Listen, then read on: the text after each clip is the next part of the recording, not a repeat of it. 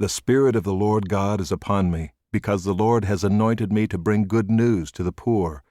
He has sent me to bind up the brokenhearted, to proclaim liberty to the captives, and the opening of the prison to those who are bound, to proclaim the year of the Lord's favor and the day of vengeance of our God, to comfort all who mourn, to grant to those who mourn in Zion, to give them a beautiful headdress instead of ashes, the oil of gladness instead of mourning, the garment of praise instead of a faint spirit, that they may be called oaks of righteousness, the planting of the Lord, that he may be glorified.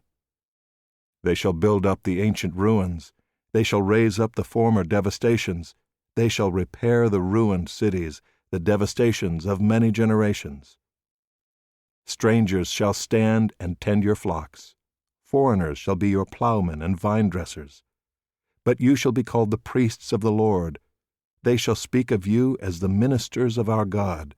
You shall eat the wealth of the nations, and in their glory you shall boast.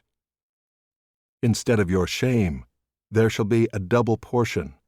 Instead of dishonor, they shall rejoice in their lot. Therefore in their land they shall possess a double portion.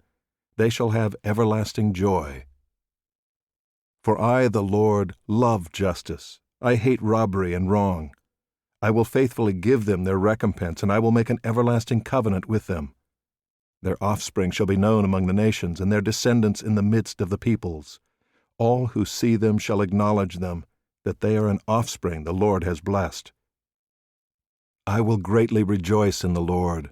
My soul shall exult in my God, for he has clothed me with the garments of salvation.